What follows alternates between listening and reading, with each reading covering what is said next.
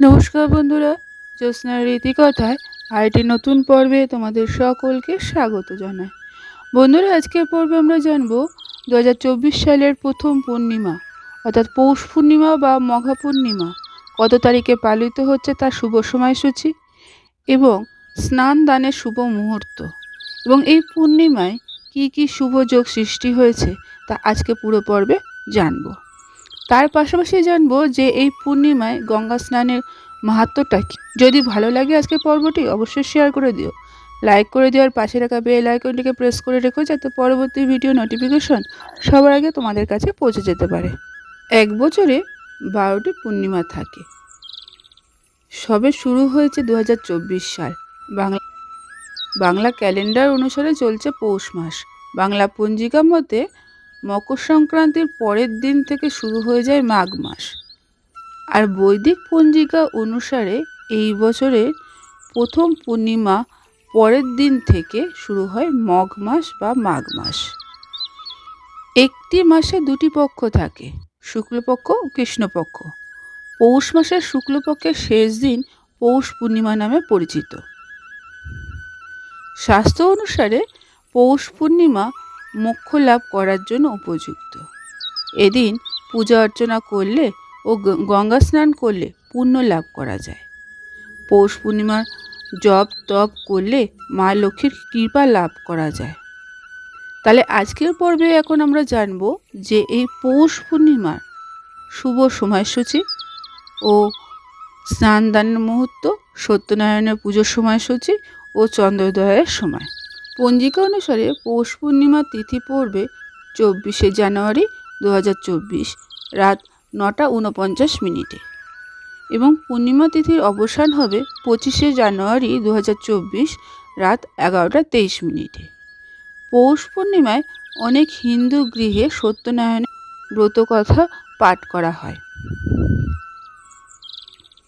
স্নান ও দানের শুভ মুহূর্ত 25শে জানুয়ারি 2024 সকাল 5:26 এবং 25শে জানুয়ারি 2024 সকাল 6:20 পর্যন্ত এই শুভ মুহূর্ত থাকবে। সত্যনারায়ণের পুজো 25শে জানুয়ারি 2024 সকাল 11:13 থেকে রাত 12:33 পর্যন্ত শুভ সময় থাকবে। এই দিন চন্দ্রোদয়ের সময় থাকবে 5:29। যদি লক্ষ্মী পুজো করেন তাহলে তার শুভ সময় থাকবে রাত 12টা অর্থাৎ 25শে জানুয়ারি রাত 12:07 থেকে রাত 1টা পর্যন্ত।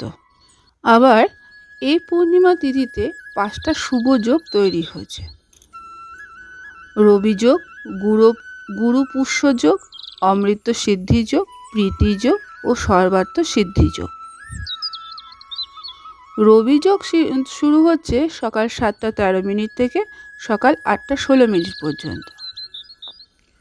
গুরু পুষ্য যোগ 26শে জানুয়ারি সকাল 6:26 থেকে শুরু হয়েছে এবং 7:12 পর্যন্ত এই তিথিটি থাকবে। অমৃত সিদ্ধি যোগ সকাল 8:16 থেকে শুরু হবে এবং পরের দিন সকাল 7:12 পর্যন্ত এই তিথিটি থাকবে। প্রীতি যোগ সকাল 7:32 থেকে সারা রাত পর্যন্ত থাকবে। সর্বার্থ সিদ্ধির যোগ সেদিনকে সারাদিনই থাকবে, এর কোনো নির্দিষ্ট সময়সীমা নেই। পৌষ মাসে সূর্য দেবতা ও চন্দ্র দেবতার আরাধনা করা হয়ে থাকে। সূর্যদেব ও চন্দ্রদেবের আশীর্বাদে জীবনের পথে সব বাধা দূর হয়ে যায় এবং মনের ইচ্ছা পূরণ হয়।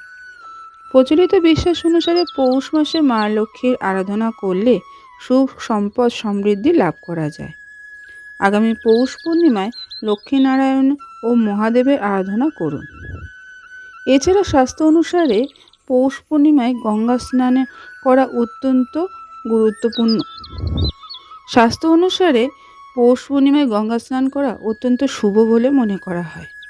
এর ফলে স্বাস্থ্য ভালো থাকে, আত্মবিশ্বাস বাড়ে এবং সব বিপদে মোকাবিলা করার জন্য মনের জোর বাড়ে। আজকের পর্বটি এখানে শেষ করলাম। আরেকটি পর্ব নিয়ে তোমাদের কাছে পরবর্তী সময়ে আবার হাজির হয়ে যাব। ততক্ষণ তোমরা ভালো থাকো, অপরকে ভালো রাখতে সাহায্য করো।